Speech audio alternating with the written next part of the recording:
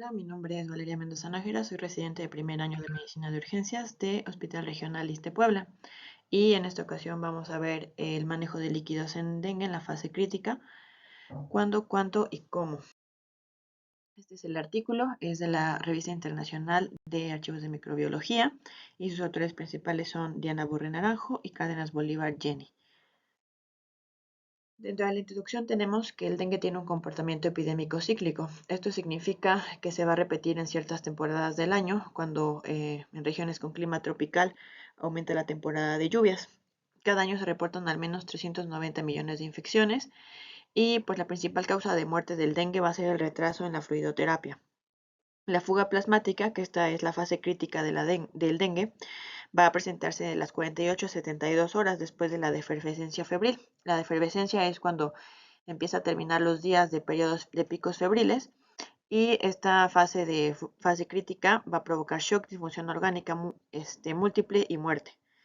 Y bueno, este artículo es una revisión de la literatura que va a incluir opciones de líquidos, volumen a infundir y duración de la terapia en la fase crítica. Los métodos que se utilizaron para la realización de este artículo fueron bases de datos electrónicas. En enero de 2022 se incluyeron palabras como dengue, soluciones cristaloides, solución salina, Ringer lactato, coloides y terapia de fluidos. Se incluyeron estudios observacionales, ensayos clínicos, revisiones sistemáticas y la principal característica era que todos fueron artículos en inglés. Dentro de sus métodos, primero se buscaron registros identificados a través de la búsqueda de datos. Se obtuvieron un total de 432.186 artículos, que posteriormente pasó a la fase 1, que fue la revisión de los abstracts, y en este caso se recopilaron únicamente palabras asociadas a dengue y ya cada una de las soluciones y fluidoterapia.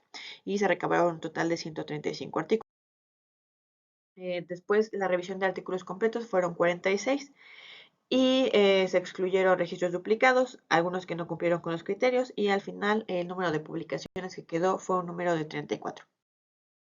Ahora, hay que recordar la historia natural de la infección por dengue. Va a ser una enfermedad sintomática que va a estar producida por la picadura de un mosquito Aedes. Ya sabemos que su periodo de incubación va desde los 4 a los 10 días y posteriormente se van a presentar 3 fases. La fase febril, que va primero de los 2 al séptimo día, se va a caracterizar por una fiebre alta, repentina, astenia, cefalea, erupción maculopapular generalizada. La fase crítica puede ir desde las 24 hasta las 48 horas y esta es la fase que nos interesa en el artículo porque va a ser una extravasación del plasma y va a producir shock e hipoperfusión por falla orgánica múltiple, acidosis y varios trastornos de la coagulación. Y la fase de recuperación que puede ir de las 48 a las 72 horas posteriores. En este caso ya se va a realizar una reabsorción de líquidos en el espacio intravascular. Eh, la gravedad del dengue va a presentarse por una disfunción endotelial. Esto es una fuga del plasma al espacio intersticial que afecta la perfusión tisular. La principal proteína relacionada va a ser la proteína NS1, que va a inducir daño a las proteínas del glicocálix y va a activar enzimas sialidasas humanas, catepsina L y heparanasa, que son las que van a afectar el endotelio. Esta proteína NS1 va a estar de acuerdo a unas proteínas estructurales que tiene el virus del dengue. Ahora, ¿qué líquidos se deben utilizar? Van a responder de manera diferente los pacientes con dengue a la fluidoterapia en comparación con pacientes que normalmente conocemos con sepsis, porque la pérdida de líquido va a ser aproximadamente equivalente a toda la pérdida del plasma. Los cristaloides siguen siendo la recomendación hasta este momento por la OMS. Vamos a recordar un poco de las características de los coloides y de los cristaloides. Los coloides pues tienen un beneficio teórico sobre la expansión del plasma y van a aumentar la presión oncótica. Los dextranos se van a unir al factor de von Willebrand y van a alterar, pero esto se ha demostrado únicamente in vitro. Existen las gelatinas, pero este tipo de soluciones tienen un alto riesgo de reacción alérgica. Los dextranos 70 y 40 provocan daño renal osmótico en pacientes hipovolémicos y antes se utilizaban en shock profundo, sin embargo, el problema con esas soluciones es que sus beneficios no se mantienen conforme pasa el tiempo. Y bueno, en la imagen podemos observar al gelafundín, que es un representante de este tipo de soluciones, como en las gelatinas. Y los cristaloides son, la solución salina va a ser la más utilizada, que tiene una osmolaridad de 308. Va a ser adecuado para la reanimación inicial por equilibrio de compartimento intravascular y extravascular. A volúmenes altos puede provocar una sobrecarga de líquidos, que es lo que vamos a tener que cuidar. Y también puede provocar una acidosis hiperclorémica o una acidosis láctica por un shock prolongado. También está el Ringer lactato, que tiene una osmolaridad de 273 miliosmoles y se debe de evitar en caso de que nuestros pacientes tengan insuficiencia hepática. Ahora, los fluidos hipotónicos, hay menos evidencia, como por ejemplo la solución al 0.45. No se recomiendan para la corrección del shock hasta que el volumen circulante se haya restaurado con soluciones isotónicas. Y los fluidos hipertónicos, la ventaja es que movilizan líquido desde el comportamiento intracelular hacia el espacio intravascular y es una alternativa en casos de shock hemorrágico con menor requerimiento de líquidos y menor riesgo de sobrecarga hídrica. Pero como ya se mencionaba, en dengue se va a utilizar fluidoterapia pues abundante.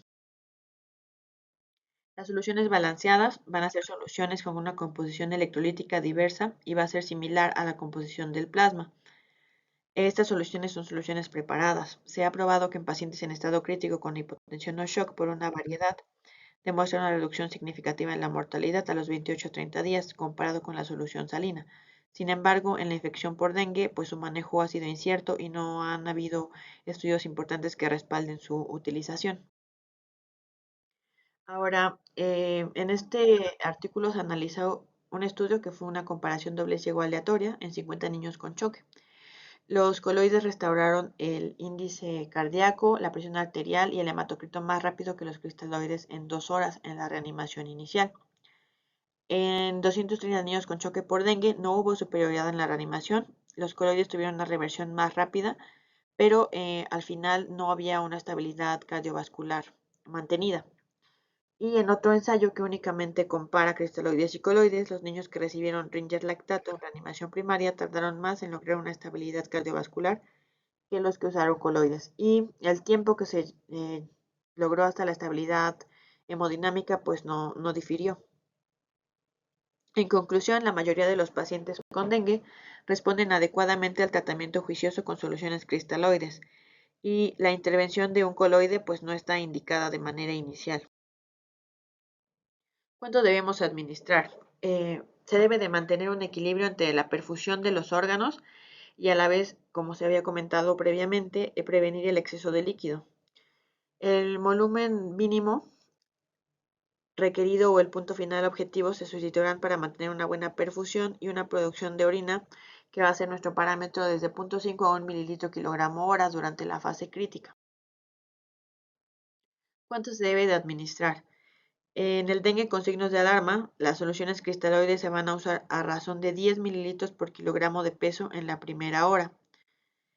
Se prefiere que sean equilibradas como Ringer lactato o salina y el objetivo es controlar el hematocrito. Bueno, controlarlo con hematocrito. Se debe reevaluar si hay mejoría y si la diuresis aumenta a más de 1, se va a reducir de 5 a 7 mililitros kilogramo por hora. Y estas dosis se van a mantener las siguientes 2 a 4 horas. Si el estado clínico lo permite, vamos a continuar disminuyendo el goteo a razón de 3 a 5 mililitros kilogramo hora, igual por intervalos de 2 a 4 horas más. Se vuelve a reevaluar nuevamente el estado del paciente.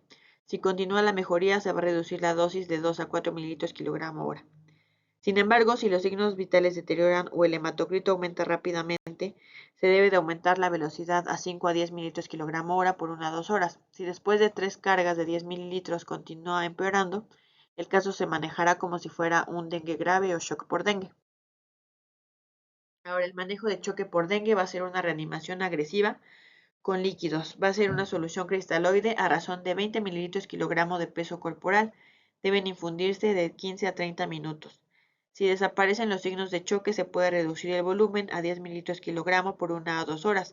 Sin embargo, si no hay mejoría hemodinámica, se va a administrar un segundo bolo de rehidratación a razón de 20 mililitros kilogramo en 15 a 30 minutos y va a ser un máximo de 3 bolos el que podemos administrar.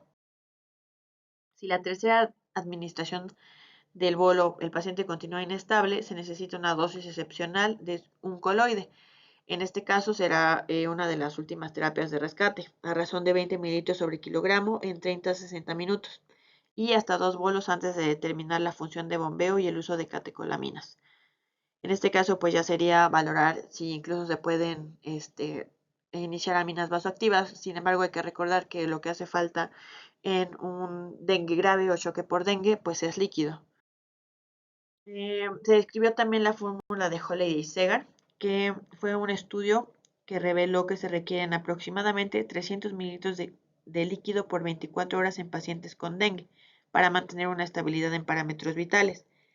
El líquido normal por hora se puede calcular en base a esta fórmula que fue publicada desde 1957 y se va a llevar a cabo de acuerdo al peso corporal, que se llama 100-50-20. Los primeros 10 kilos, 100 mililitros kilogramo día, de 10 a 20, 50 mililitros kilogramo día y mayor a 20 kilogramos, 20 mililitros kilogramo día. El requerimiento total de líquidos para un adulto promedio en 48 horas con un peso de 50 o más llega a ser hasta 4.600 mililitros para lograr la compensación por la fuga de líquido que se está teniendo. ¿Hasta cuándo debemos seguir administrando nuestra fluidoterapia? Pues la fluidoterapia intravenosa se necesita durante la fase crítica, pero no debe ser mayor a 24-36 horas después de la reanimación. En los pacientes que se identifica de manera temprana el periodo crítico van a requerir evaluaciones más frecuentes y pueden requerir una fluidoterapia más prolongada, por lo menos durante 60-72 horas. Sin embargo, una vez que los pacientes comiencen a responder a una infusión inicial, la tasa de infusión se va a reducir durante las próximas 24 horas. En conclusión, los pacientes con dengue grave pueden deteriorarse rápidamente durante la disminución de la fiebre, como recordamos el periodo de efervescencia, y en este es la etapa de riesgo ya que puede haber un inicio rápido del shock debido a un aumento de la permeabilidad vascular en la fase crítica. Y la gravedad pues la va a dar la fuga plasmática que dicta una naturaleza dinámica del nivel y manejo. La atención de apoyo, la fluidoterapia adecuada guiada por signos y el hematocrito y la producción de orina siguen siendo el pilar de manejo.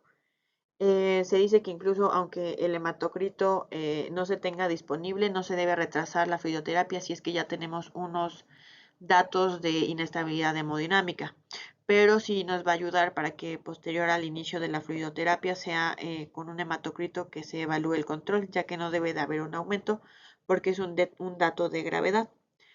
Y pues muchas gracias, eso sería todo.